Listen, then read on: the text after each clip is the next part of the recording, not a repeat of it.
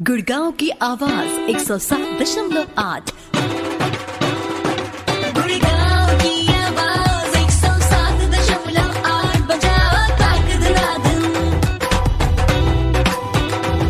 गुड़गांव की आवाज 107.8 बजाओ ताक धनाधन। बजाओ ताक धनाधन। बजाओ ताक धनाधन। बजाओ ताक धनाधन। 107.8 गुड़गांव की आवाज सामुदायिक रेडियो स्टेशन। एक शहर ऐसा भी, चलो मिलकर एक सपना देखें।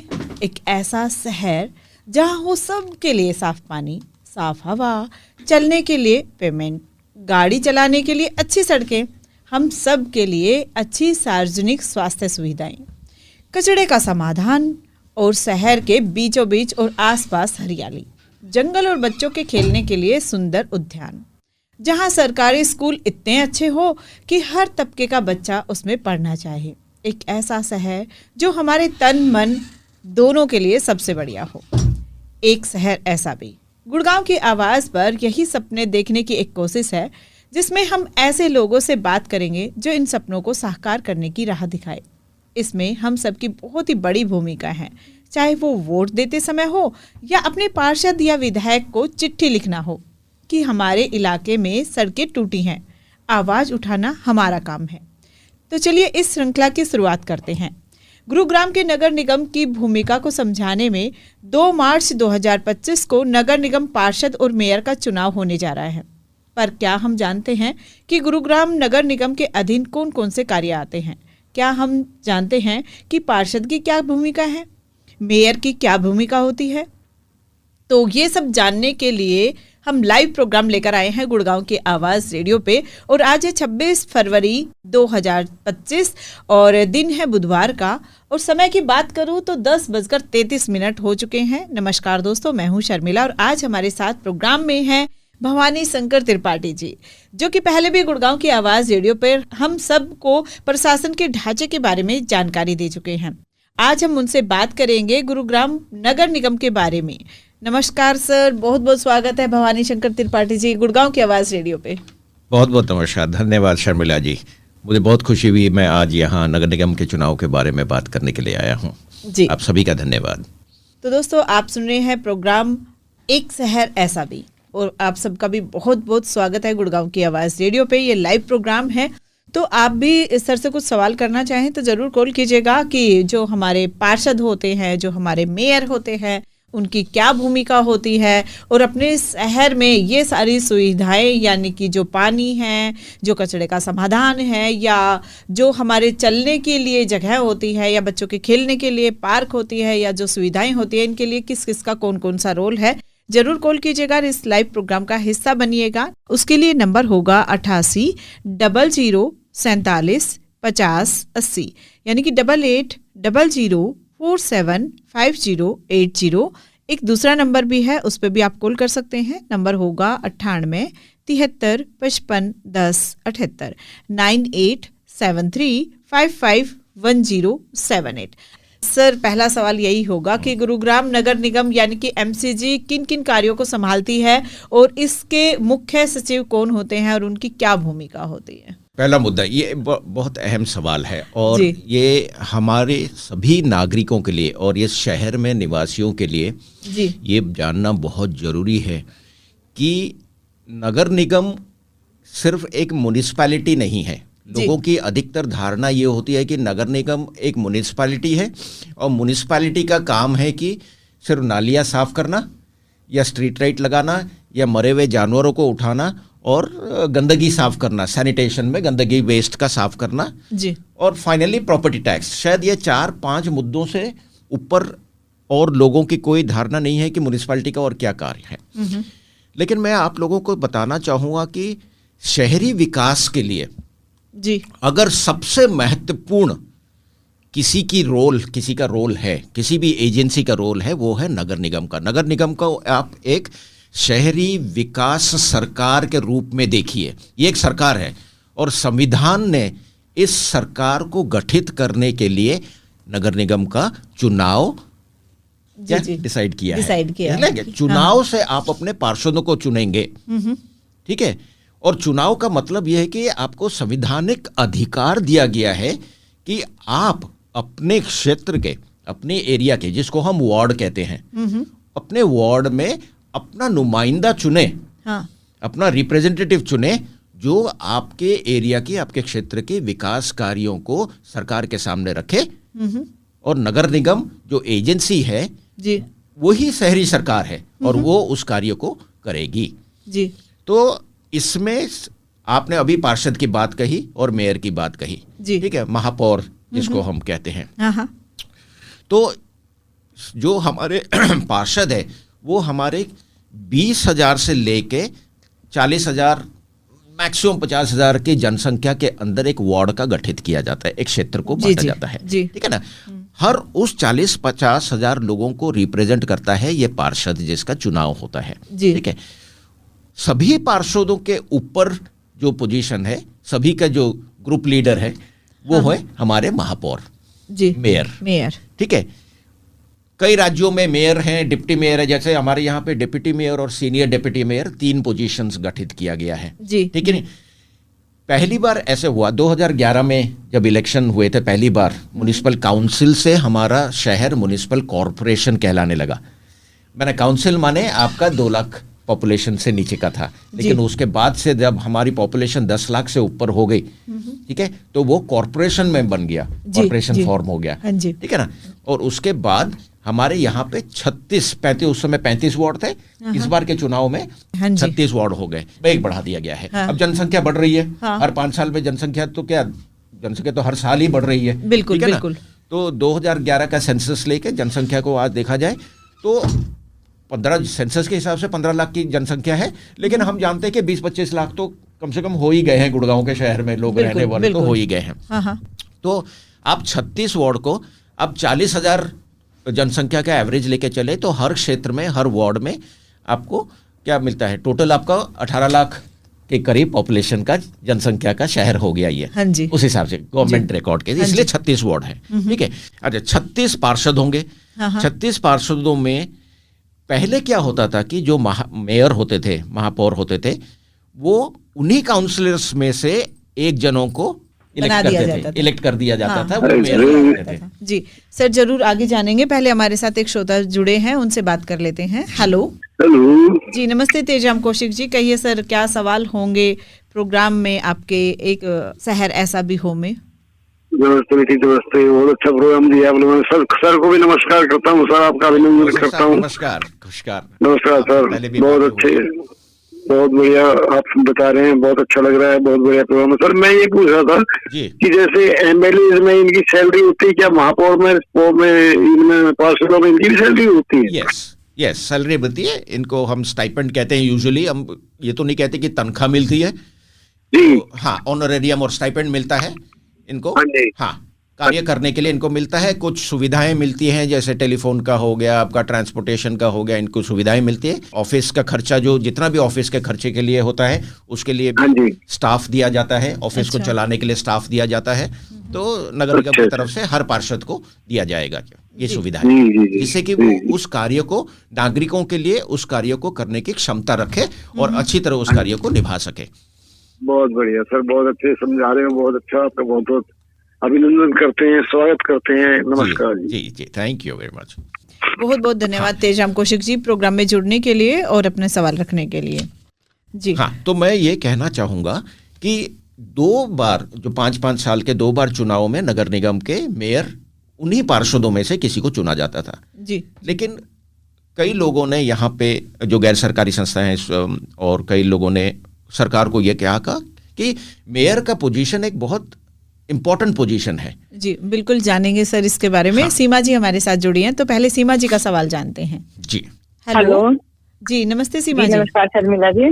जी नमस्कार जी, और सर को भी नमस्कार है। शायद बहुत दिनों बाद सर आज लाइव में आए हैं, है ना? हाँ, तो आपने पहचान लिया सीमा जी? हाँ,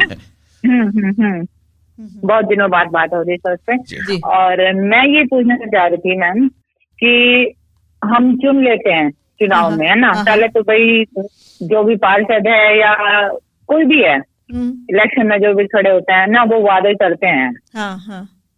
जब वो वादे पूरे नहीं होते पब्लिक का काम नहीं होता है। जी जी। तो वो कुछ सुनते भी नहीं है फिर। मतलब वो एक बार सीट पे आ गए तो आ गए। जी जी। है ना, फिर क्या हो सकता है, फिर हम क्या कर सकते हैं, पब्लिक फिर क्या करे। जी, मतलब सीट पे आने के बाद की बात आप कर रहे हैं सीमा जी। हाँ हाँ, सीट पाने के बाद। लेकिन अभी तो सीट पे आए नहीं है, हम उससे पहले की बात कर रहे हैं। नहीं, वो बात तो सही है। हाँ हाँ, क्योंकि अभी तो बात तो सही है। अभी तो सीमा जी अगर मैं बात करूं तो मतलब हमारी मुट्ठी में है ना। जी, भवानी शंकर जी आपके सवाल का जवाब देंगे, आप सुनिएगा रेडियो पे, और अगर कुछ समझ में ना आए तो दोबारा से भी जरूर जुड़िएगा, है ना। हमारा शर्मिला जी, हम अब जो बातें कर रहे हैं वो बात को करके मैं ये वाला मुद्दा जरूर बताऊंगा। सीमा जी ने एक बहुत अहम सवाल पूछा है। जी जी, और ये भरोसे की वाली बात है। बहुत बढ़िया, ठीक है ना। तो मैं thank you Seema ji, thank you जुड़ने के लिए। हाँ, तो मैं जो कह रहा था कि मेयर का जो पोजीशन है, महापौर का जो पोजीशन है, वो 2018 में सरकार ने इसको डायरेक्ट इलेक्शन के रूप में कर दिया। डायरेक्ट इलेक्शन का मतलब इस बार के चुनाव में, और सभी लोग जरा ध्यान दीजिएगा जी, इस बार के गुड़गांव के नगर निगम चुनाव में आपको 2 वोट डालने हैं। 2 मशीनें होंगी। जी जी। एक मशीन में आप अपने क्षेत्र के जी, मतलब कि वार्ड के जो नुमाइंदे होंगे, जो रिप्रेजेंटेटिव होंगे, जो पार्षद होंगे, उनको चुनेंगे। जी जी। आपके जो भी होंगे, 3 होंगे, 4 होंगे, 5 होंगे, उनमें से एक को आप चुनेंगे। और दूसरी तरफ आप महापौर के रूप में जो भी कैंडिडेट होंगे महापौर के रूप में, उनको आप चुनेंगे, यानी मेयर को चुनेंगे। मेयर को चुनेंगे, है ना। तो इस बार मेयर का भी आपका डायरेक्ट इलेक्शन है। सरकार ने आपको यह सुविधा दे दी कि सभी पार्षदों का जो लीडर होगा, वो एक आपका चुना हुआ ही लीडर होगा और पार्षदों में से एक नहीं होगा। कारण क्या था कि एक पार्षद जब चुना जाता है वो सिर्फ 30,000 40,000 जनसंख्या को रिप्रेजेंट करते हुए चुना जाता है। जी जी। तो अगर उन्हीं पार्षदों में से एक को चुना गया, इसका मतलब उसको वोट सिर्फ 30,000 या 40,000 लोगों से ही मिला है। बट गुड़गांव की जनसंख्या तो 18 लाख है जी। तो वो 18 लाख लोगों के सपना को कैसे पूरा करेगा। जी जी। सरकार ने इस बात को रियलाइज किया और सरकार ने 2018 में ये रूल निकाला कि अब महापौर का भी जो इलेक्शन होगा, लोग जी जी डायरेक्ट अपनी प्रतिनिधि चुनेंगे इसमें मेयर के रूप में जी, उनको। ठीक है, तो मेयर क्या होगा, पूरे शहर के लिए अकाउंटेबल होगा। और यही नहीं कि सिर्फ अपना, क्योंकि वो काउंसलर चुना गया है, 30-40 हज़ारों लोगों के बीच में काउंसलर चुना गया है, सिर्फ उसको नहीं, पूरे 18 लाख लोगों के लिए वो अकाउंटेबल होंगे। यानी कि जो 18 लाख लोग हैं सभी को वो वोट करनी है और उनकी मर्जी से ही मेयर का चुनाव हो सकता है, जो आप चुनना चाहेंगे। बिल्कुल सही जी, मतलब 18 लाख लोग तो जनसंख्या है। जो भी वोटर लिस्ट, जितना भी वोटर लोग उसमें होगा, जितना जो भी वोट डाल सकते हैं। तो ये एक सर जो बता रहे हैं भवानी शंकर जी, ये एक अंदाजा बता रहे हैं। तो जिनकी भी वोट बनी हुई है उनको 2 वोट करनी है, एक पार्षद के लिए और एक मेयर के लिए, सेम डे। उसी दिन जब जाएंगे हम तो आपके बूथ में वो आपको बताएंगे भी, बूथ के उसमें आपको बताया भी जाएगा कि 2 डब्बे रखे होंगे, 2 ईवीएम रखे होंगे और दोनों ईवीएम में आपको दबाना है। एक पार्षद के लिए करना है, एक महापौर के लिए करना है। ये भूलिएगा नहीं, सभी के लिए ये एक बहुत बड़ा मैसेज है। इस बार पहली बार ऐसे होगा कि अब 2 अलग अलग कैंडिडेट को चुनेंगे एक ही टाइम में। ठीक है, इस बात को भूलिएगा नहीं, सभी ध्यान रखिएगा और डिमांड कीजिएगा। जी जी, बहुत ही अच्छे से बताया आपने सर, बहुत ही अच्छे से बताया। दोस्तों, आप सुन रहे हैं गुड़गांव की आवाज़ सामुदायिक रेडियो 107.8 मेगाहर्ट्ज़ और प्रोग्राम चल रहा है एक शहर ऐसा भी। और हमारे साथ प्रोग्राम में है भवानी शंकर त्रिपाठी जी और ये लाइव प्रोग्राम है, तो आप हमारे साथ इस प्रोग्राम में जुड़ सकते हैं। उसके लिए नंबर होगा 88 00 47 50 80, यानी कि 88 00 47 5080। एक दूसरा नंबर भी है, उस पर भी आप कॉल कर सकते हैं। नंबर होगा 98 73 55 10 78 9873 55 1078। आज 26 फरवरी 2025 बुधवार का दिन है। समय की बात करूं तो 10:46 हो चुके हैं और लाइव प्रोग्राम है, तो कॉल कीजिएगा। और जो हम बात कर रहे हैं अपने शहर के बारे में कि अपना शहर कैसा होना चाहिए, और जो 2 तारीख जो आने वाली है उसको जो चुनाव होने वाले हैं पार्षद और मेयर के, जैसे कि सर ने अभी बताया कि दोनों वोट आप कर सकते हैं, तो उसके बारे में अगर आपके मन में कोई भी सवाल है तो आप कॉल कर सकते हैं और इस प्रोग्राम का हिस्सा बन सकते हैं। कुछ राय सजेशन देना चाहते हैं तो भी आप कॉल जरूर कर सकते हैं। सर अभी आपने जो बताया कि एक होता है मेयर और एक होता है डिप्टी मेयर, तो मेयर का चुनाव होगा और डिप्टी मेयर का चुनाव? डिप्टी मेयर और सीनियर डिप्टी मेयर के 2 पोजीशन है। हाँ हमारे यहाँ पे टोटल मेयरियल पोजीशन 3 है। Mayor, deputy mayor, senior deputy mayor, ठीक है ना। सो डिप्टी मेयर और सीनियर डिप्टी मेयर उन्हीं पार्षदों का, एक बार पार्षदों का चुनाव कंप्लीट हो जाए, 36 के 36 पार्टनर्स हमारे बन जाए जी, ठीक है ना। 36 पार्टनर चुने जाने के 36 पार्षद चुने जाने के बाद उन्हीं 36 लोगों में से 2 जोड़े चुने जाएंगे जो डिप्टी मेयर और सीनियर डिप्टी मेयर बनेंगे जी जी, ठीक है, उन्हीं 36 में से। अच्छा, मतलब कि जी जी, मतलब कि 2 जोने हाँ आपके हो गए 34 पार्षद रह जाएंगे, फिर 2 बन जाएंगे उनमें जिनको सीनियर डिप्टी मेयर और डिप्टी मेयर बना दिया जाएगा, और वही 36 लोग ही चुनेंगे उनमें। अच्छा, वोट वही 34 लोग ही डालेंगे जी इसमें जी। सर एक श्रोता हमारे साथ जुड़े हैं तो उनका सवाल है, उनसे बात कर लेते हैं। लक्ष्मण जी हमारे साथ प्रोग्राम में जुड़े हैं।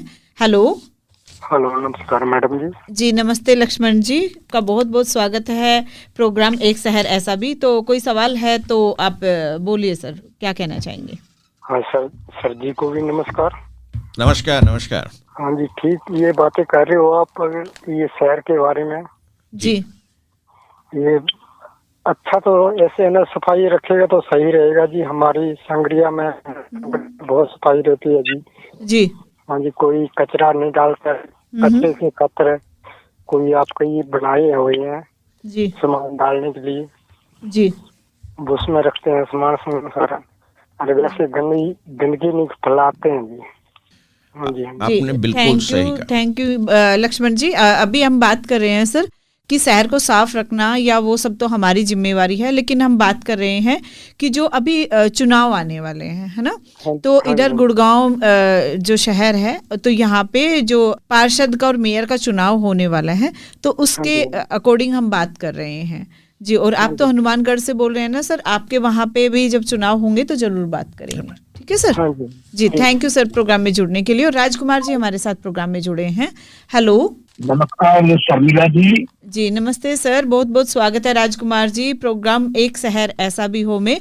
तो कहिए क्या सवाल है राजकुमार जी आपके? एक शहर ऐसा है जिन्हें बहुत ही अच्छा शहर है गुड़गांव, और बहुत अच्छाइयाँ छुई है जी शहर में काफी, और बहुत लोगों को ये रोजगार भी दे रहा है जी, और बहुत सारे लोग यहाँ रह भी रहे हैं जी, लाखों लोग बाहर से प्रवासी लोग बहुत हैं।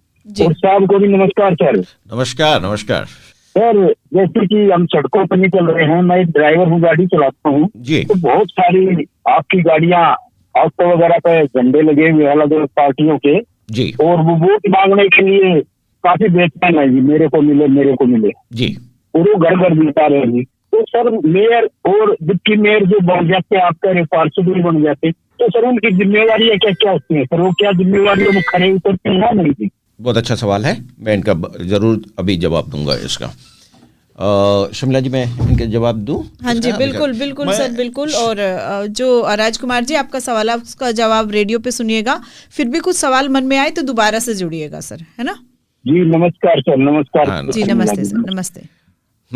एक चीज़ देखिए, इसमें मैं पहले शर्मा जी ने प्रोग्राम जब शुरू किया तब पूछा कि नगर निगम क्या क्या और रोल्स हैं। हाँ जी। तो संविधान के हिसाब से हमारा जो 1994 में जो एक्ट बना था, म्युनिसिपल कॉरपोरेशन एक्ट जो बना था 1994 का, उसके तहत आपका जो नगर निगम का जो जिम्मेदारियां हैं उसमें 18 फंक्शन है, 18 अलग अलग प्रकार के कार्यक्रम वो करता है, काम करता है। 18 तो मिनिमम है, उसको हम कहते हैं ऑब्लिगेटरी फंक्शन, अंग्रेजी में अगर उसको जाए तो ऑब्लिगेटरी फंक्शन मतलब कि वो वाले कार्य तो नगर निगम ने करना ही करना है। हाँ जी। इसके साथ साथ संविधान ने उनको और दिया है 22 और फंक्शन दिए हैं, जिसमें कहता है ये डिस्क्रिशनरी फंक्शन है। डिस्क्रिशनरी फंक्शन माने कि आपके पास अगर क्षमता है, पैसे हैं, मैन पावर है, या आप करना चाहते हैं तो 22 ऐसे और फंक्शन हैं जिनको आप कर सकते हैं। तो कुल मिलाकर अगर अब देखा जाए कि नगर निगम के पास इतनी पावर है कि एक स्थानीय सरकार के रूप में वो जो भी कार्य, विकास का कार्य करना चाहती है, और ऐसा कोई एरिया नहीं, ऐसा कोई क्षेत्र नहीं है जिसमें वो कार्य नहीं कर सकते। एक नगर निगम का पार्षद या नगर निगम, हम नगर निगम का शब्द इसलिए इस्तेमाल करते हैं कि ये एक इंस्टीट्यूशन है, तो एक नगर निगम आपके स्कूलों की, आपके सैनिटेशन का, तो आपको जानते हैं कि वेस्ट मैनेजमेंट का, टोटली गार्बेज का, वेस्ट का, सैनिटेशन का सारा कार्य, आपका पानी की सप्लाई का, आपके पार्कों का, आपके स्ट्रीट लाइट्स की, जितनी भी स्ट्रीट लाइट्स का, और सबसे बड़ा मुद्दा तो आपका टैक्स कलेक्शन का है। आपके जानवर मरे जाते हैं, वो जाते हैं, उठ जाते हैं, या गौशाला वगैरह, गाय, स्ट्रे कैटल, डॉग्स का, स्ट्रे डॉग्स, कुकुरों के, कुत्तों के ये करना, मतलब कि पब्लिक हेल्थ से रिलेटेड जो भी कार्य हैं वो सारे पब्लिक हेल्थ के कार्य हैं। इसके साथ एजुकेशन के ऊपर, उसके साथ आपकी ट्रैफिक की मूवमेंट कैसी हो उसकी भी ट्रैफिक पुलिस के साथ और पुलिस डिपार्टमेंट के साथ मिलकर उसके ऊपर चर्चा करना और उसकी सुविधाएं करना। शहर में लोगों जो विजिट करते हैं या शहर में लोग एक क्षेत्र से दूसरे क्षेत्र को जाना चाहते हैं तो साइनेजेस की बहुत ज़रूरत होती है। तो सारी प्रकार के साइनेजेस लगवाना, साइन बोर्ड लगाना, सभी प्रकार के आपका एडवर्टाइजमेंट जो होता है, होर्डिंग वाली एडवर्टाइजमेंट है, ये भी कंट्रोल उनके पास है। आपके कहाँ पे फुटपाथ बनने हैं, सड़कों की कार्य होने हैं जी। इसमें मैं सिर्फ एक बात अभी टच करना चाहता हूं कि गुड़गांव में खास करके 2 प्रकार की एजेंसियां हैं जो पूरे शहर को अभी देख रही हैं।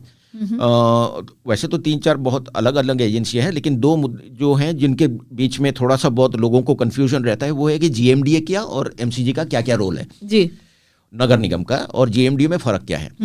जीएमडीए का सारा मास्टर चीजें जो हैं, एक शहर की मास्टर चीजें, मतलब मास्टर रोड जी, तो 2 सेक्टरों के बीच में जो 30 फुट का या 40 फुट का या 50 फुट के जो सड़कें होती है, 30 मीटर की या 40 मीटर की, 50 मीटर के हिसाब से बोला जाता है, तो वो जो सड़कें होती हैं, तो उन सड़कों के उनको मास्टर सड़क कहते हैं। वो सब मास्टर सड़क जीएमडीए के पास है। सारी मास्टर सप्लाई पानी की, पूरी टोटल मास्टर सप्लाई की पानी जीएमडीए के पास है जी जी, ठीक है ना। मतलब शहर का पूरा पानी जो जहां से आता है, ट्रीटमेंट प्लांट जो बनाया जाता है, वाटर ट्रीटमेंट प्लांट बनाया जाता है, जैसे बसाई में है, चंद्रबुधड़ा में है, तो वहां से जो पानी का उसका मैनेजमेंट जीएमडीए के पास है जी। लेकिन तो ये नहर वगैरह ठीक कराना, पानी जा रहा है नहीं जा रहा है, वो सारा उनके हाथ में। तो मोटा सप्लाई जो है, लेकिन जैसे ही वो आपके गांव के क्षेत्र या आपका जो कॉलोनी हो गया, उसके अंदर का क्षेत्र शुरू हो जाता है, वो नगर निगम के अंडर आ जाता है। यानी कि जो पाइप दबनी है और घरों में पानी जाना है, वो सब नगर या हमारे मोहल्ले में जाना है, घर में जाना है, तो वो सारा नगर निगम। तो बड़े काम जीएमडीए वाला हो गया पानी का। हाँ, वो एक सेंट्रलाइज्ड वो दे दिया गया उनको कि ये बड़ा वाला करना आपकी जिम्मेदारी है, मैनेज करना, और शहर के अंदर की जितनी भी है कॉलोनियां, वो सब नगर निगम के पास है जी, इसको मैनेज करने के। यानी कि जो प्लांट से और वहां तक लाने का जिम्मा जीएमडीए का, और गांव के जब नुक्कड़ पे आ गया है तो फिर घर घर गली गली पहुंचाना वो फिर नगर निगम का तो काम बट गया है, काम बट गया है वैसे जी, और उसमें नगर। तो आप देखा जाए तो नगर निगम के पास शहरी विकास के लिए जो 18 फंक्शन, ऑब्लिगेटरी फंक्शन कहते हैं, और इसकी एक लिस्ट भी है, तो किसी दिन मैं लिस्ट ले आऊंगा, अगर ऐसा प्रोग्राम हुआ तो हम पढ़ के भी वो सुना देंगे। अगले बुधवार को कर लेते हैं, अगले बुधवार कर लेते हैं जी, तो जी। उसमें आप लोगों को, क्योंकि इलेक्शन भी कंप्लीट हो जाएगा, उसके बाद आपको पार्षद से वो डिमांड जो करेंगे तो हम एक और प्रोग्राम कर लेते हैं। वो फंक्शंस के बारे में मैं आपको खास करके उस फंक्शन के बारे में बताऊंगा। बिल्कुल, बहुत अच्छा सर, 18 फंक्शन है। आप ये समझिए कि आपकी जीवन को इस शहर में रहने के लिए सुविधाजनक बनाने के लिए नगर निगम और पार्षद बहुत बहुत बहुत जरूरी है। ये आपके विधायक से भी जरूरी रोल है, क्योंकि ये स्थानीय सरकार के रूप में आप इनको अपने लिए चूज करते हैं। सर, हमारे साथ राजकुमार जी फिर से जुड़े हैं, तो राजकुमार जी का फिर से स्वागत है प्रोग्राम एक शहर ऐसा भी। राजकुमार जी, बहुत बहुत स्वागत है आपका। जी नमस्कार शर्मिला जी, और सर को भी नमस्कार सर। नमस्कार सर, 1-2 छोटे से सवाल हैं जी। जैसे नगर निगम बोला जी सर आपने, और क्या बोला जी, जीएमडीए दूसरा विभाग है जी, जीएमडीए सर। तो हाँ जी, तो दोनों का काम अलग अलग है सर। जैसे पानी का अलग है, सड़क का अलग है, गाँव का अलग है, शहर का जी। तो जब सड़क बन जाती है सर, मान लो कोई पानी का या सीवर का कोई काम हो गया जी, तो कंप्लीट होगी सड़क जी, उसके बाद फिर दूसरी विभाग वाले आते हैं, उसको फिर उखाड़ते हैं सड़क को जी। तो ये सर क्यों होता है ऐसे? फिर तीसरी बार आएंगे जी, हमारा काम हो उखाड़ के छोड़ देंगे जी। ये तो सर इसलिए हमारी सड़कें थोड़ा बदल रहती हैं, क्योंकि काम 3 विभाग का 4 विभाग का, हमारे को तो इतना अनुभव नहीं है सर। इतना आप बताओ सर, एक ही बार मिल बैठ के ही बैठक होती है आप लोगों की, अफसरों की, अलग अलग विभाग से, और मिलकर काम करे तो सर कितना बढ़िया होगा, वो नुकसान भी बहुत कम होगा और लोगों को सड़क भी अच्छी मिलेगी। बिल्कुल सर, बहुत बढ़िया बात आपने बताई। और वो बात ये है कि इसीलिए सरकार ने यहाँ पे 2 अलग अलग किए हुए हैं कि मास्टर सड़क जैसे हो गया, जैसे डिवाइडिंग रोड हो गया जी, ठीक है ना। राजकुमार जी वही हैं जो अभी गाड़ी चलाते हैं, गाड़ी चलाते हैं, वो कह रहे थे सर, गाड़ियाँ टूटती है ना जब धसक करके चलती हैं, तो राजकुमार जी बहुत ही अच्छे सवाल करते हैं। बहुत वेरी गुड राजकुमार जी। देखिए कि जैसे आपका डिवाइडिंग रोड पे गए आप, मान लीजिए हम यहाँ पे उद्योग विहार में बैठे हैं और आसपास के जो सेक्टर हैं वो 21, 22, 23 है, ठीक है ना। इनके बीच की जो सड़क, जो मेन सड़क जाती है, उसको डिवाइडिंग रोड कहते हैं, सेक्टर डिवाइडिंग रोड। ये तो जीएमडी के पास है। अच्छा। इसके अंदर जितनी भी तैयारियां करनी है वो जीएमडीए करेगा। अच्छा। यहाँ की फुटपाथ जीएमडीए बनाएगा, हाँ। यहाँ की सड़क बनाएगा, यहाँ की जो स्पीड ब्रेकर है वो जीएमडीए बनाएगा, यहाँ की डिवाइडर है जो जीएमडीए बनाएगा, यहाँ के बीच के डिवाइडर के जो वो लगेंगी, वो जो क्या बैरियर लगेंगी, ठीक है, वो भी जीएमडीए बनाएगा। तो ये सड़क पूरी की पूरी जीएमडीए की जिम्मेदारी है।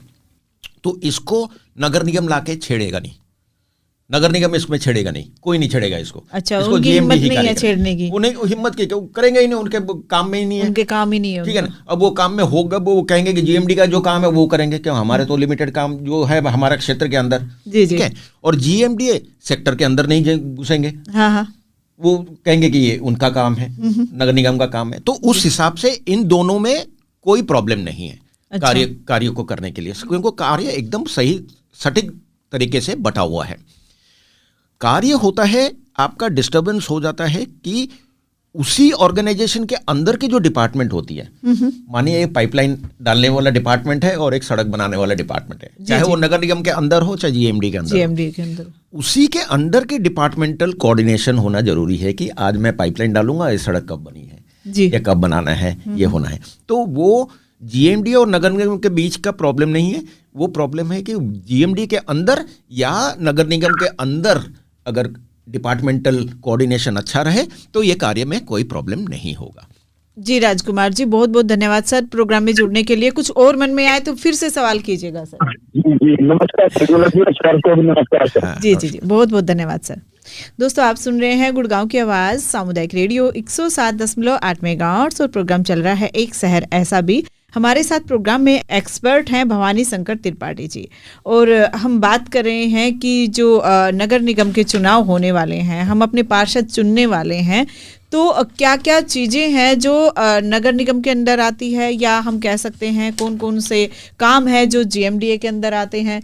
तो किस तरह आप अपने पार्षद के बारे में या मेयर के बारे में सोच सकते हैं और वोटिंग कर सकते हैं। तो इसीलिए हम इस प्रोग्राम को लेकर आए हैं कि थोड़ा हम सब की समझ बढ़ जाए, क्योंकि हमें पता होता है तभी हम अच्छे से चुनाव भी कर पाते हैं। तो सर, यहाँ पे जो आप बता रहे थे और मैं फिर से वहीं पे पहुँच गई हूँ कि ये जो मेयर और सीनियर मेयर, डिप्टी मेयर, इनकी आपने बात की। हाँ। तो जब हमारे जो 36 वार्ड बन गए हैं और उसमें से 2 मेयर तो उसी में से लेने हैं हमें, सीनियर और डिप्टी मेयर जो लेने हैं, तो सर वो अपना पार्षद वाला काम भी करेंगे और मेयर वाला काम भी करेंगे, क्या होगा उनका? दोनों कार्य करेंगे जी। देखिए, ये एक पोजीशन दिया जाता है, एक गवर्नेंस स्ट्रक्चर को सटीक बनाने के लिए ये पोजीशन दिया गया है जी, कि आप लोगों को एक महत्व दिया गया है कि आप उस जो भी कार्यक्रम होते हैं उसको किस प्रकार का संभाला जाए। तो सभी के लिए कार्य भी बंटे हुए हैं। अच्छा, ठीक है ना।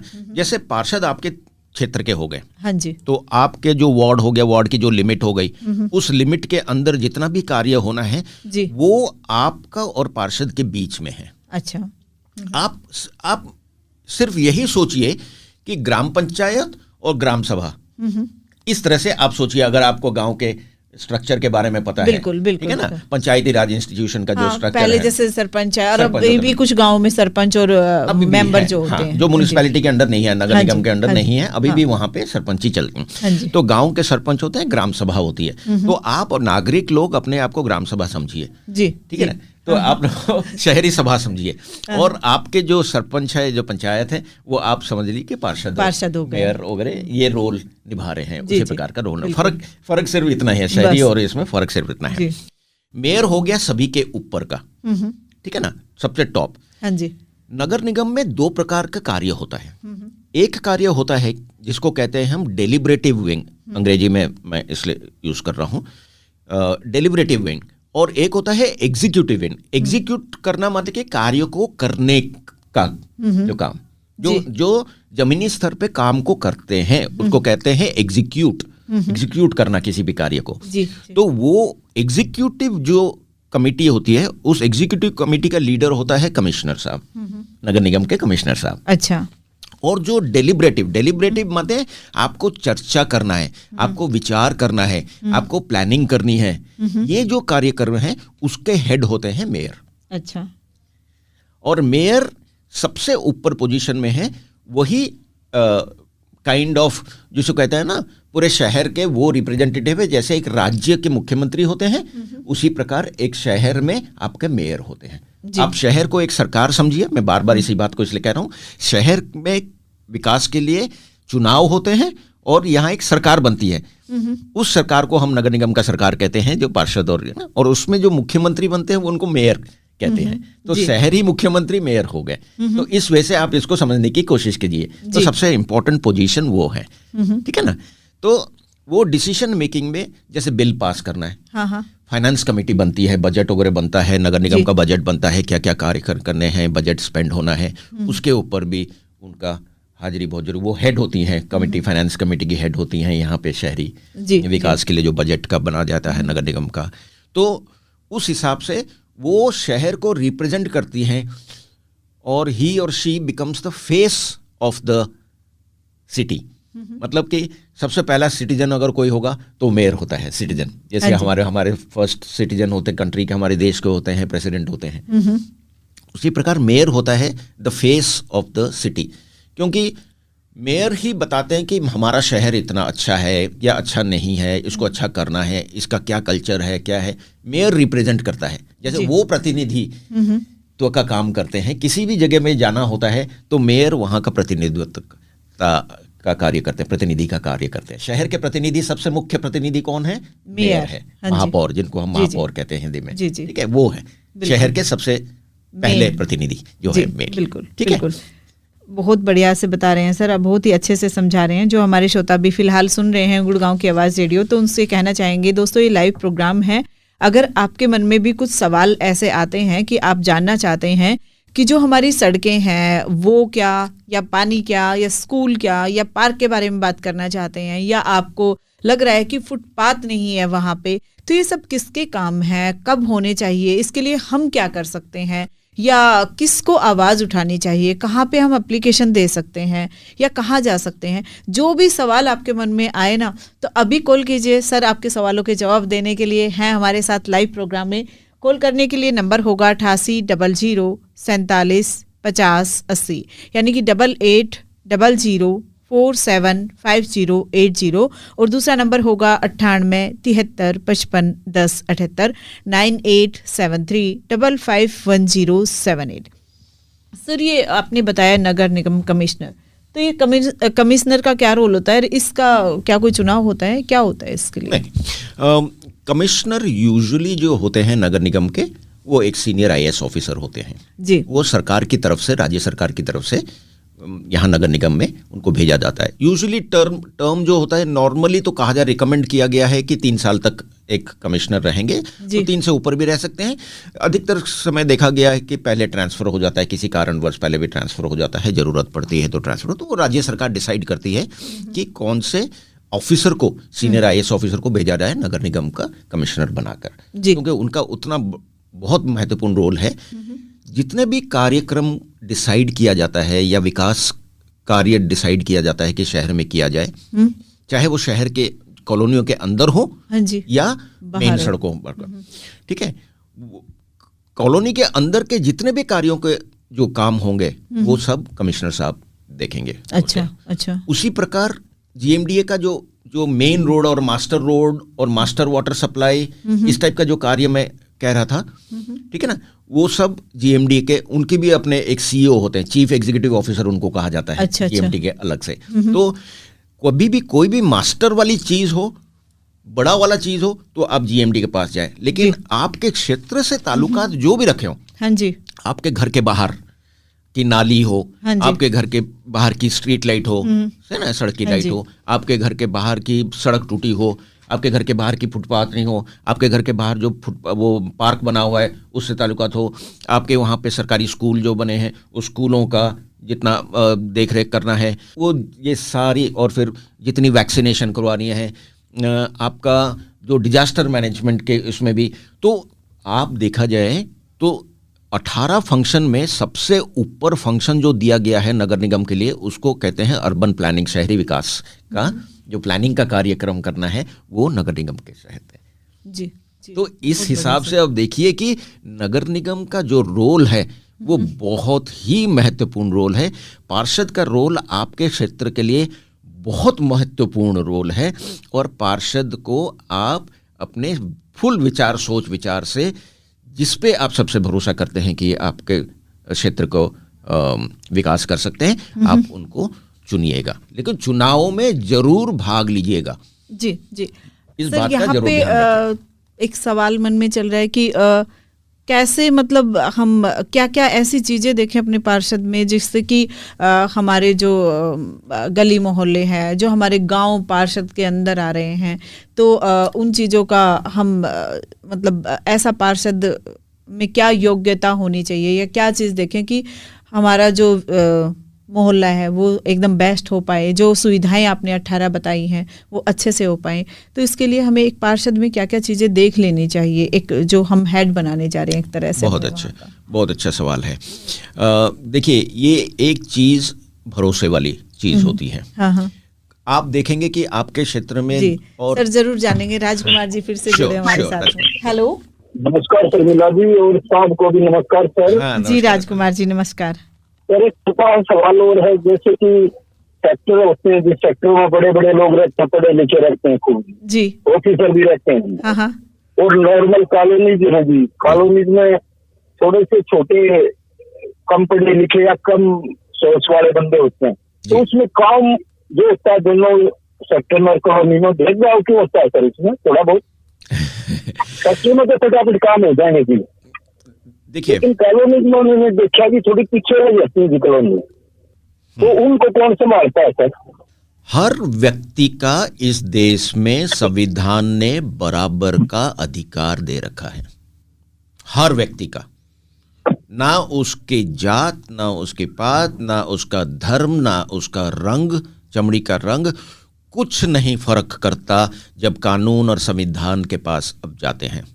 चाहे वो नगर निगम हो, चाहे जीएमडीए हो, चाहे आपके राज्य सरकार हो, चाहे आपका कोई भी सरकार हो, स्थानीय सरकार हो, ठीक है ना, हर व्यक्ति का बराबर का अधिकार है मूलभूत सेवाओं के लिए, हर इंसान का, हर व्यक्ति का। और वो व्यक्ति चाहे गोरा हो, चाहे काला हो, चाहे जिस रूप में हो, जैसे भी हो, इसमें संविधान, अपने देश का संविधान किसी प्रकार का कोई डिफरेंस नहीं करता। चाहे आप छोटे कॉलोनी में हो, चाहे आप गांव के अंदर हो, चाहे आप बड़े कॉलोनी में हो, मास्टर कॉलोनी में हो, कोई फर्क नहीं पड़ता। फर्क सिर्फ कहाँ आ जाता है, आप क्या अपने अधिकार को पहचानते हैं या नहीं, सबसे बड़ा ये मूलभूत बात होता है। जी जी, ठीक है ना। आप अगर अपने अधिकार को पहचान, और इसीलिए, और मैं गुड़गांव की आवाज़ को धन्यवाद देना चाहता हूं और मुबारकबाद देना चाहता हूं कि उन्होंने इस प्रोग्राम को इलेक्शन से पहले करवाया, आप लोगों को समझने के लिए कि आप लोगों का अधिकार अगर आपको चाहिए तो इस चुनाव में 100% भाग लेना जरूरी है, क्योंकि आप किस प्रकार का पार्षद चुनते हैं वो आपके क्षेत्र के विकास को दर्शाएगा अगले 5 साल के लिए। जी बिल्कुल बिल्कुल, बहुत बढ़िया सर, बहुत ही अच्छे से समझा रहे हैं आप। शर्मिला जी ने जो बात कही, क्योंकि ये जो अधिकार, ये कि आप एक कॉलोनी ले लीजिए, एक सेक्टर डेवलप्ड सेक्टर ले लीजिए जिसमें बड़े बड़े ऑफिसर रहते हैं, ठीक है, हो सकता है वो बड़े ऑफिसर जाके बैठते हैं मेयर के पास या कमिश्नर के पास, या उनका पार्षद जो होता है वो अधिकार के बारे में थोड़ा ज़्यादा संक्षिप्त में जानता हो, उसके बारे में जानता हो जी। तो अगर कहीं फर्क है, सिर्फ अधिकारों के जानकारी में फर्क आ जाता है, इसलिए कहीं कार्य ऊपर बढ़ता है, कार्य कहीं पे पीछे धीमे हो जाता है। नहीं तो संविधान के हिसाब से हर व्यक्ति का, हर नागरिक का बराबर का अधिकार है मूलभूत सेवाओं के लिए। वही पानी 150 लीटर की पानी एक दिन में एक इंसान के, एक व्यक्ति के लिए है, चाहे वो 5 स्टार होटल जैसे लग्जरी 5 मंजिली के मकान में रहता हो, चाहे वो एक गांव के अंदर रहता हो, चाहे वो झुग्गी झोपड़ी में कॉलोनी में रहता हो, उसके लिए वो 150 लीटर पानी मिलना जरूरी है। ऑथोराइज्ड होना चाहिए। ये मैं ये नहीं कहूँगा कि अनऑथोराइज्ड कॉलोनी में आप रहते हो, ऑथोराइज्ड होना चाहिए जी जी, ठीक है ना। जाके कानूनी तौर से वो कॉलोनी पास होनी चाहिए। तो वो कानूनी तौर से जो भी कॉलोनी पास हो गई उसमें वो सब मूलभूत अधिकार हर व्यक्ति का बराबर का है राजकुमार जी, कोई टेंशन का नहीं। सबसे बड़ी महत्वपूर्ण बात है अपने अधिकारों को पहचानो, अपने अधिकारों को जानो, पार्षद के पास बैठो, किताब पढ़ो, नगर निगम का जो एक्ट है उसको पढ़ो, इस सब को बारे में अपना जानकारी रखो। जानकारी से ही आप अपनी विकास उन्नति कर सकते हैं। बहुत बढ़िया से बताया सर, मतलब एकदम उदाहरण के साथ में बताया है, तो जो हमारे श्रोता सुन रहे होंगे वो अच्छे से समझ पाएंगे। और ये राजकुमार जी की बहुत ही खासियत है कि एकदम सवाल चुन चुन कर लेकर आते हैं, और सवाल निकलते हैं तो जवाब भी मिलते हैं। तो इसलिए जो भी हमारे श्रोता सुन रहे हैं उनसे कहना चाहेंगे कि आपके मन में जो भी सवाल आते हैं, छोटे सवाल आए, बड़े सवाल आए, सवाल जरूर कीजिएगा, क्योंकि सवाल करेंगे तभी हमें जवाब मिलेगा। बिल्कुल जी बिल्कुल। दोस्तों, फिलहाल हमारे साथ प्रोग्राम में जुड़ने के लिए नंबर होगा 88 00 47 50 80, यानी कि आप दूसरे नंबर पे भी जुड़ सकते हैं 98 73 55 10 78। सीमा जी हमारे साथ जुड़ गई हैं। सीमा जी को शिकायत रहेगी सर, उनके सवाल का जवाब नहीं मिला है अभी बताऊंगा। जी जी, सीमा जी फिर से स्वागत है आपका। जी नमस्कार शर्मिला जी। जी नमस्ते नमस्ते। मेरा एक और सवाल है। हाँ, दूसरा भी बताइए। चलिए दोनों एक साथ जवाब दूंगा। दोनों का जवाब एक साथ। हाँ जी, मैं ये पूछना चाह रही थी मैम कि जैसे अब इलेक्शन सर बता रहे हैं कि भाई दोनों के हैं, मेयर के भी हैं और पार्षद के भी हैं, है ना। तो जब चुनाव वोटिंग के लिए जाते हैं वहाँ पे वो होंगे,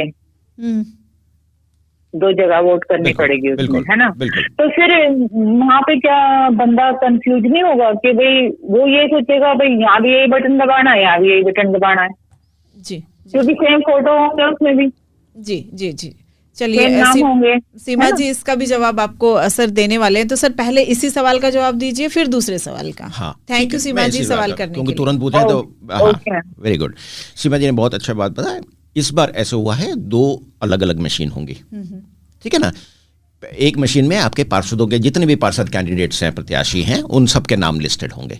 1 2 3 4 5 नंबर जैसे भी होंगे, 2 होंगे, 3 होंगे, 5 होंगे, 6 होंगे, जैसे भी पार्षद प्रत्याशी होंगे। और दूसरी मशीन में आपके महापौर मतलब मेयर के नाम होंगे और वो उनका बैलेट नंबर होगा। आपको अपने हिसाब से जो भी आपने डिसाइड कर रखा है उस हिसाब से आप पहले एक बटन दबाइए एक मशीन में, फिर दूसरे मशीन में दूसरा बटन दबाइए। एक ही क्यूबिकल में होगा। जब आप जाएंगे आपको वहाँ सिखाया जाएगा, वो बताएंगे, जो वहाँ पे जो पोलिंग ऑफिसर बैठे हुए हैं वो आपको बताएंगे कि इस प्रकार के 2 हैं। आम चुनाव तो हम कर ही रहे हैं। हम असेंबली इलेक्शन या हो, लोकसभा इलेक्शन हो, सभी में हमने पार्टिसिपेट किया ही है। और जाके बटन दबाए हैं, ईवीएम में जाके बटन दबाए। सिर्फ इस बार 2 ईवीएम मशीन होंगी। 2 ईवीएम मशीन में दो लिस्ट के नाम होंगे जिसमें आपको नंबर दबाना है, ठीक है ना। बिल्कुल ठीक है ना। एक तो ये आप अपना नाम, जो भी प्रत्याशी को आप चुनना चाहते हैं वो प्रत्याशियों का नाम अपने जहन में रख के लेकर जाइए। लेकिन एक मेयर का अलग नाम होगा, तो कोई कंफ्यूजन की इस बात नहीं है। सिर्फ 2 है, 2 थाली रखी है ना खाने के, 2 एक जगह में पूरी रखी है और एक जगह में मालपुआ रखा है। अब दोनों में से एक उठाते हैं ना जब खाने की इच्छा होती है ना, तो वहाँ कंफ्यूजन तो नहीं होता, क्योंकि इच्छा तो दोनों ही है, आपको पूरी भी खाना है और मालपुआ भी खाना है। तो वही है, मेयर भी आपने चुनना है और पार्षद भी आपने चुनना है, तो एक आपने चुनना है दोनों में से। जी, ऐसा तो नहीं सर दोनों की रिंगटोन अलग होगी क्या, कि मतलब एक बंदा जाए और दो बार 2 वोट डाल के आ जाए वहाँ पे? वो लेगा ही नहीं। अच्छा। मशीन लेती नहीं है। अच्छा। एक मशीन में आप 2 बार दबा नहीं सकते। आप मशीन एक ही बार दबाएंगे और एक ही बार ये करने के बाद वो खत्म हो गई। अच्छा। आप दूसरी बार नहीं करेंगे, दूसरी बार होता तो फिर तो आप तो बिल्कुल ही चुनाव का सिस्टम ही चेंज कर दिया आपने शर्मिला जी। तो वो सिस्टम का ईवीएम ऐसा बना हुआ है कि ईवीएम में सिर्फ आप एक ही बार दबा सकते हैं और टू करके आवाज जो आएगी कि कंप्लीट हो गया, आपके वोटिंग कास्ट हो गई है, वो खत्म। उसके बाद आप जितनी भी उंगली जहां भी मारे कहीं कोई फर्क नहीं पड़ने वाला। तो ये समझने के लिए सर कि मैंने तो काफी बार वोटिंग की है, लेकिन जिन्होंने नहीं की है या जिनके मन में चल रहा होगा कि वहां पे 2 मशीनें रखी होंगी तो क्यों ना मैं एक में ही 2 बार इस्तेमाल करूं, तो वो नहीं होगा। दोनों मशीनों में हम एक एक वोट डालनी है, तो एक एक ही जिनका इस्तेमाल कर पाएंगे और वो हम पहले से ही सोच के जाएं तो ज्यादा बेस्ट रहेगा। जी, बहुत बढ़िया, बहुत ही अच्छे से बताया सर। सीमा जी का दूसरा जो प्रश्न था, तो सीमा जी ने जो प्रश्न पूछा था वो था कि भरोसे वाला प्रश्न। हाँ जी, ठीक है ना। देखिए सीमा जी, पार्षद को आप चुन लेते हैं, पार्षद आपका कार्य नहीं करता, बिल्कुल सही। अब तो होगा ही, कोई भी आपको कुछ भी आश्वासन दे और उस आश्वासन को फिर वो खरे ना उतरे, ये तो भरोसे वाली बात है, इंसानी भरोसे वाली। लेकिन संविधान ने नगर निगम के और शहरी विकास चुनाव का जो आपका जो सिस्टम बनाया है, हाँ जी, उसमें एक बहुत बढ़िया सिस्टम बनाया। और इसी बात का मुझे खासकर दुख होता है, और मैं इसमें बहुत कोशिश भी कर रहा हूँ कई सालों से इसमें, कि लोगों को नगर निगम के बारे में जागरूकता बहुत ही कम है। सिर्फ वो सोचते हैं कि पार्षद ही हमने चुनाव कर लिया, इलेक्शन, या कोई भी इलेक्शन, जैसे विधायक का इलेक्शन होता है तो हमने जाके कास्ट कर दिया, उसके बाद जो होगा देखा जाएगा जैसे भी। वैसे वो बात नहीं है। यहाँ पे 2008 में 1994 हमारी में एक्ट बना था, म्युनिसिपल कॉर्पोरेशन एक्ट 1994, ठीक है ना, ये एक्ट बना था। और ये 1994 की जो संवैधानिक संशोधन के बाद ये एक्ट बना था हमारे इसका, उसको कहते हैं constitutional amendment act, CAA, constitutional amendment act 1994। ठीक है, 1993 में हुआ था पंचायती राज के लिए, गांव के लिए, और अर्बन लोकल बॉडीज के लिए 1994 में हुआ था जी। ठीक है ना। संविधान में बदलाव लाए गए थे। तो ये जो हमारी जो हरियाणा म्युनिसिपल कॉर्पोरेशन एक्ट बनी, जिसके तहत नगर निगम बना, वो एक्ट 1994 के बाद 2008 में 10-12 आई थिंक कितने साल हो गए, 10-12 साल के बाद, 10 साल के बाद 2008 में एक और एक्ट बना उसके अंडर, उसको कहते हैं सिटीजन्स पार्टिसिपेशन एक्ट। अच्छा, सिटीजन्स पार्टिसिपेशन एक्ट मान रहे नागरिक किस प्रकार से नागरिकों की भागीदारी रहे आपके नगर निगम के क्षेत्र के विकास में। अच्छा, जी जी, ठीक है। ये चीजें पता ही नहीं होती सर, जनता को पता नहीं होगा तो फिर कैसे मतलब वो उसका जान पाएंगे, कैसे उसका फायदा उठा पाएंगे। बिल्कुल, आप विधायक के साथ बैठते हैं, क्या कार्य करना है, विधायकों के साथ मुलाकात हो गया, लेकिन आप ये नगर निगम का चुनाव एक ऐसा चुनाव है, ये एक ऐसा सिस्टम है कि वहाँ के क्षेत्र के नागरिकों का जो पूरा डायरेक्ट अधिकार है विकास कार्य की प्लानिंग का करने का। पूछिए कैसे? वो सिस्टम एक होता है जिसको कहते हैं वार्ड कमेटी। अच्छा, क्षेत्र में एक कमेटी बनाई जाती है। अच्छा, और उस कमेटी में हर 4000 जनसंख्या पे एक प्रतिनिधि होना। जैसे गांव में मतलब होता है ना, पंच होते हैं, जो सरपंच और पंच होते हैं, तो इसी तरह इसमें सरपंच, हाँ, लेकिन वो थोड़ा अलग है। गांव तो एक छोटा यूनिट हो गया। तो आप समझिए एक गांव में देखिए आपको 30-40 हजार लोग तो होते नहीं है, 2000-3000 लोगों का होता है, ठीक है ना। यहाँ पे शहरी क्षेत्र में 20,000, 40,000, 50,000 के एक वार्ड बनता है, क्षेत्र बनता है, उतनी ज्यादा जनता होती है। ठीक है। तो आप उसमें उसके अंदर आपकी जो सरकार ने नियम बनाया है, उस नियम के तहत आपके हर 4000 लोगों के जनसंख्या में एक प्रतिनिधि होना जरूरी है। 4000 पे, हाँ, 4000 पे।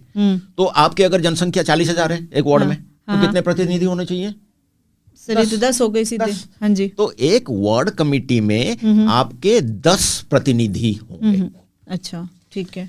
और ये प्रतिनिधि कौन होंगे, कैसे पता चलेगा कि प्रतिनिधि कौन है? तो सरकार ने बड़ा इसमें दिमाग लगाया। अच्छा। और इस संविधान के हिसाब से, इस एक्ट के तहत वो प्रतिनिधि हर वो कहते हैं ना कैटेगरी के लोग इसमें जैसे शामिल किए जाएंगे। जैसे में 33% आपका हो गया कि आपके महिलाओं के लिए रिजर्व होता है। ठीक है, ठीक है। वो तो हमारे संविधान में पूरा लागू है, ऊपर से लेके नीचे तक 33% का जो रिजर्वेशन है महिलाओं के लिए वो तो लागू है ही। हाँ जी, ठीक है। तो आपके अगर 10 हैं तो 33 हो गया, मतलब 3 या 4 महिलाएं हैं। हाँ, 30% हो गया तो 3 हो गए, और 33% तो हम एक महिला को भाग तो नहीं करेंगे, तो वो 4 महिलाएं होंगी, 4 महिलाएं तो ले लेते हैं। उस कमेटी में 4 महिलाओं के लिए जगह बन गई। अच्छा, तो 10 में से 4 महिलाएं होंगी। पहला पक्का 4 महिलाएं होंगी। ठीक है सर। होंगे तो वो 4 महिलाएं कौन सी होंगी, कैसे होंगी, इसका भी सरकार अलग से लिया जाएगा। और रह गए 6 लोग, ठीक है। तो उसमें हर कैटेगरी के लोगों को सोशल कैटेगरी जो कहते हैं ना, सोशल कैटेगरी, मान लीजिए वहां पे आपका क्षेत्र में बैकवर्ड कमेटी के लोग ज्यादा हैं, मान लीजिए, या ट्राइबल कम्युनिटी वाले जो लोग ज्यादा हैं, या आपके जैसे schedule caste, schedule tribe, reserve category के लोग हैं, तो सभी वर्गों के लोगों का एक एक प्रतिनिधि होना जरूरी है। बिल्कुल, क्योंकि वो अपनी आवाज को उठा पाए। हाँ, उसके परसेंटेज के हिसाब से। अच्छा, जैसे कि वो मैंने जैसे पहले कहा, हर व्यक्ति का मूलभूत सेवाओं के लिए बराबर का अधिकार है इस संविधान का, और इसी में कोई धर्म, कोई ये नहीं है। तो और हमारी रिजर्वेशन पॉलिसी के हिसाब से इसमें भी हम लोगों ने ये, सरकार ने ये सिस्टम बना रखा है कि उनके प्रतिनिधि इस वार्ड कमेटी में रहें और अपने मुद्दों को और अपने बातों को और अपनी प्लानिंग को बताएं। ठीक है सर, इनका भी चुनाव होगा क्या? इनका चुनाव नहीं होता, ये कमेटी बनाई जाती है। इस कमेटी में मेयर, वहाँ के काउंसलर, पार्षद और कमिश्नर साहब बैठ के, वार्ड कमेटी कैसे बनेगा उस कमेटी का सिस्टम तो है ही ऑलरेडी, फॉर्मेट तो है ही, और फॉर्मेट के हिसाब से वो रिप्रेजेंटेशन आता है। अच्छा, तो वहाँ का सिविल सोसाइटी ग्रुप जो होता है, मतलब कि जैसे गैर सरकारी संस्थाएं होती हैं और वो लोगों के विकास के लिए कार्य करती हैं, मतलब किसी को एजुकेशन को फॉरवर्ड करने के लिए कार्य करते हैं, ठीक है। तो उस एजुकेशन से या शिक्षा से के स्तर को बढ़ावा देने के लिए अगर कोई इंसान या व्यक्ति ऐसा पता चले कि उसको बहुत ज्ञान है शिक्षा के बारे में, और वो जागरूक है और जमीनी स्तर पर कार्य करता है, तो उस वार्ड कमेटी में उसका नाम रिकमेंड करके लाया जा सकता है कि वो वार्ड कमेटी, क्योंकि सरकार चाहती है कि पार्षद के साथ उसकी एक टीम रहे, वार्ड कमेटी एक टीम रहे, जो उस शहर का, उस क्षेत्र का पूरा विकास का डीएनए बनाए। डीएनए मैं ये मेरा चूज किया हुआ अपना शब्द है, डीएनए। डीएनए क्या कहते हैं? Development needs assessment. अच्छा, डेवलपमेंट नीड्स असेसमेंट माने विकास की क्या क्या जरूरतें हैं उसकी असेसमेंट करवाना, उसके बारे में, मतलब ऊपर बात को लाना, मुद्दे को लाना। हाँ, एक शरीर में डीएनए बनाती है हमारे को जिंदा रखने के लिए, डीएनए होता है ना सबसे महत्वपूर्ण बात। वैसे ही एक क्षेत्र को एक शरीर मानिए, उस क्षेत्र के शरीर को हम अगर सही वे से विकास करना चाहते हैं, हम उसको डीएनए कह के चलिए। तो डेवलपमेंट नीड्स असेसमेंट, तो विकास करने की क्या क्या जरूरतें हैं, वो विकास का टोटल प्लानिंग ये वार्ड कमेटी करेगी। ये 10 लोग और जो काउंसलर होंगे।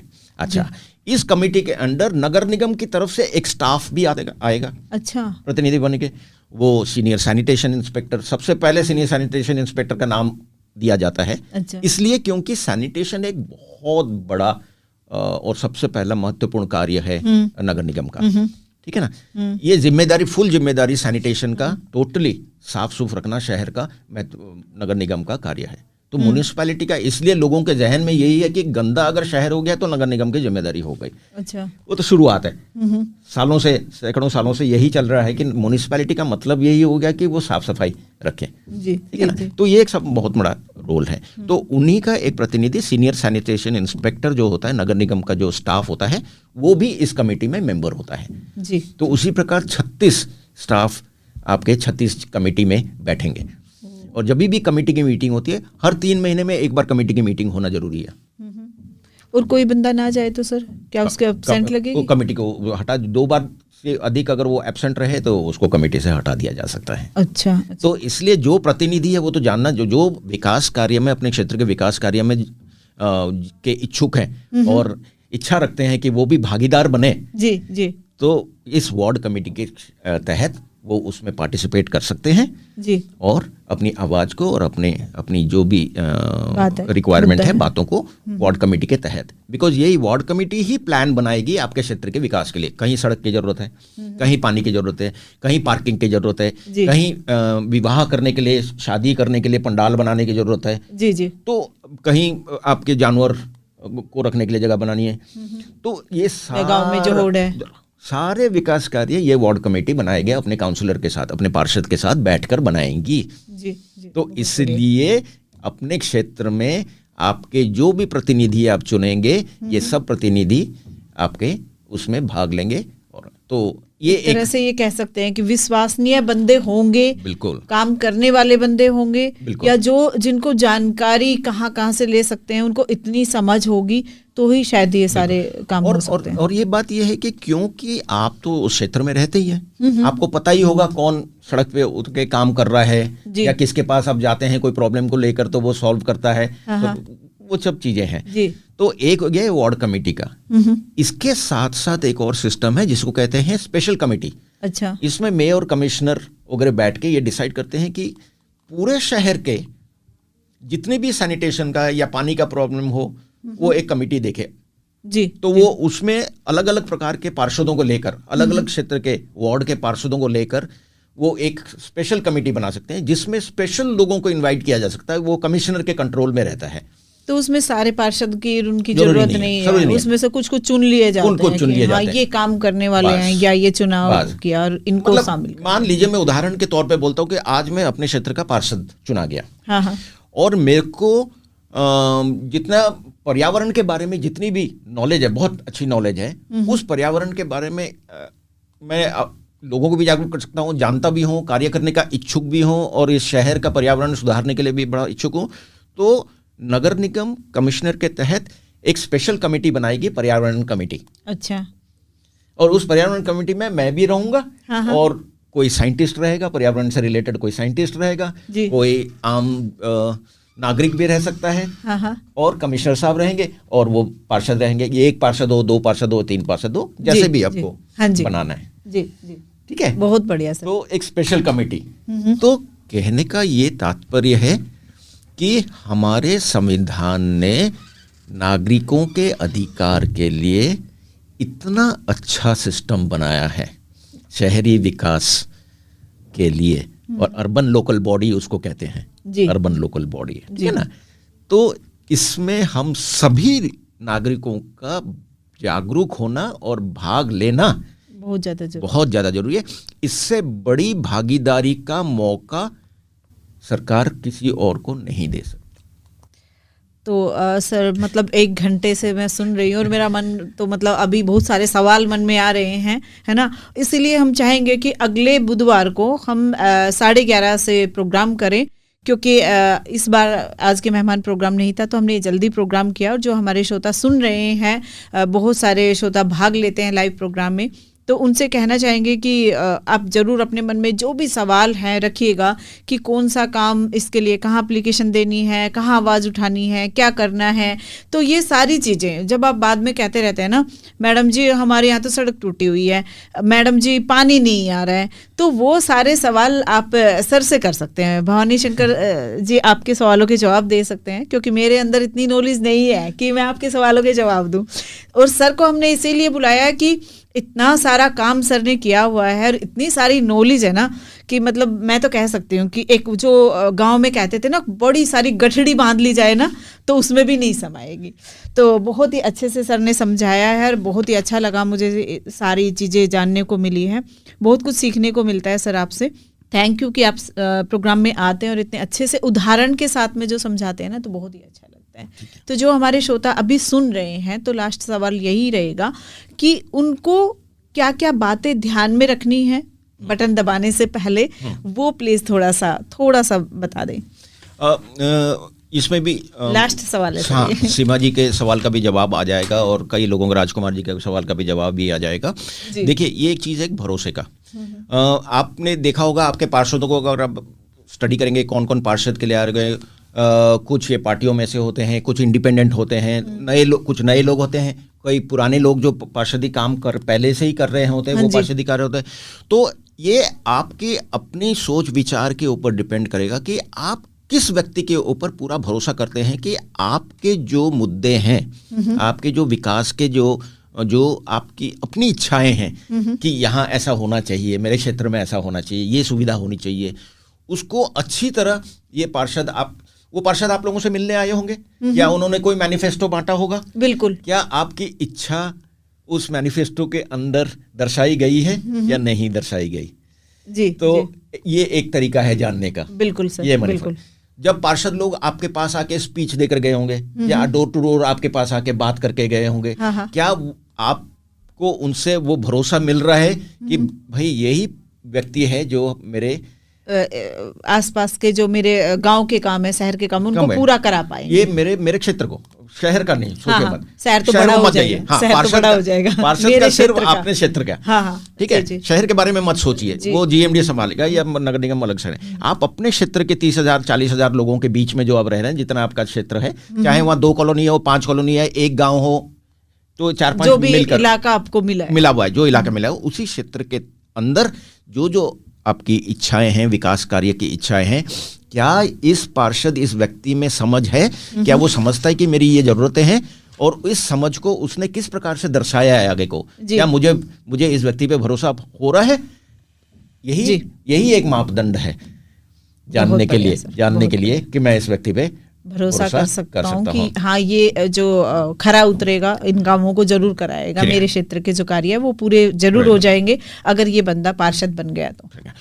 उसके बाद तो फिर वही होता है, जैसे आप एक विधायक की सोचते हैं या एक प्राइम मिनिस्टर वो लोकसभा इलेक्शंस के लिए सोचते हैं, तो जैसे भी आपकी सोच तो वही है, विकास कार्य में कौन आपको सबसे भरोसा दिलाता है? जी ठीक है। निजी तौर पे कई लोग ये होते हैं कि मैं पढ़े लिखे इंसान को दूं, निजी तौर पे कोई और सोचता है कि इसमें किसी प्रकार की गैर कानूनी कार्य ना किया हो या गैर कानूनी, तो मापदंड के लिए लोगों का सबका अपना अपना मापदंड होता है, अपनी अपनी सोच होती है कि मापदंड होता है कि मैं एक अच्छे पढ़े लिखे इंसान को दूं, कोई सोचता है कि नहीं मैं एक ऐसे लीडर को दूं जो मेरी बात को अच्छी तरह समझता हो, चाहे उसकी पढ़ाई लिखाई की लेवल कम हो, कोई सोचता है कि नहीं ये एक महिलाओं के लिए इसने अपनी आवाज़ उठाई है, और यही एक बंदा जब समझता है कि खाली पुरुषों के नहीं महिलाओं के विचारों को भी अच्छी तरह समझता है, और महिला सबकी अपनी अपनी सोच के हिसाब से वो वोट कर सकते हैं। तो योग्यता है आपने देखनी है, हर व्यक्ति के पास अपना सोचने की क्षमता होती है, और अपनी सोच के क्षमता अपने भरोसे पर, अपने आप के भरोसे पर करके उस व्यक्ति को आप अपना पार्षद चुने। जी बहुत बढ़िया। मैं एक लास्ट में एक जल्दी भी बता देना चाहता हूं कि नगर निगम के चुनाव में एक सिस्टम भी है जिसको कहते हैं नोटा। नोटा माने नन ऑफ द अबव। हाँ नहीं मतलब कि जो भी पार्षद हैं इनमें मेरे को किसी के ऊपर भरोसा नहीं है। हाँ। तो सरकार ने कहा कि भैया अगर कोई पार्षद आपको पसंद नहीं आ रहा तो आप अपना नोटा दबा दीजिए जी, अगर आपको मुश्किल हो रही है तो वो भी एक सिस्टम सरकार ने बना रखा है नोटा का। तो वहाँ एक बटन, लास्ट में एक बटन होता है नोटा, भाई मुझे किसी पे कोई भरोसा नहीं है, वो भी कर सकते हैं, लेकिन ये अच्छी बात नहीं है। ठीक है, चुनाव जरूर करना चाहिए और अपने अधिकार को मनवाने के लिए आपको अपनी आवाज उठानी चाहिए, यही एक नागरिक का कर्तव्य भी है। हम सिर्फ अधिकार की बात नहीं करते, हम अपने कर्तव्यों की भी बात करना चाहिए, क्योंकि कर्तव्य से ही हम अपना एक अच्छा सरकार बना सकते हैं, चाहे वो शहर के स्तर पे हो, चाहे वो देश के स्तर पे हो या राज्य के स्तर पे हो। जी बहुत बढ़िया सर, बहुत ही अच्छे से बताया आपने। Thank you Bhavani Shankar Tripathi ji, programme में आने के लिए और इतने अच्छे से समझाने के लिए बहुत बहुत धन्यवाद सर। धन्यवाद आप लोगों का सभी का। जी तो दोस्तों अभी आप सुन रहे थे प्रोग्राम एक शहर ऐसा भी, हमारे साथ प्रोग्राम में थे भवानी शंकर त्रिपाठी जी। अगर आपके कोई भी सवाल हैं जो हम अपने शहर के बारे में, जो हम चुनाव होते हैं उनके बारे में कोई भी सवाल है, या शहर में जो काम होते हैं, जो हमारी सुविधाएं होती हैं उनके बारे में कोई भी सवाल है, तो गुड़गांव की आवाज़ के रेडियो के व्हाट्सएप नंबर पे आप अपने सवाल लिख के रिकॉर्ड करके भेज सकते हैं। नंबर होगा 9958941408 यानी कि 9958941408। और आपसे कहना चाहेंगे अगले बुधवार को 11:30 बजे प्रोग्राम होगा एक शहर ऐसा भी, तो जरूर इस लाइव प्रोग्राम में भी भाग लीजिएगा। फिलहाल के लिए मैं शर्मिला चलती हूँ, लेकिन आप कहीं मत जाइए, सुनते रहिए गुड़गांव की आवाज़ सामुदायिक रेडियो 107.8 मेगाहर्ट्ज़। आपकी आवाज़, आपका रेडियो। नमस्कार।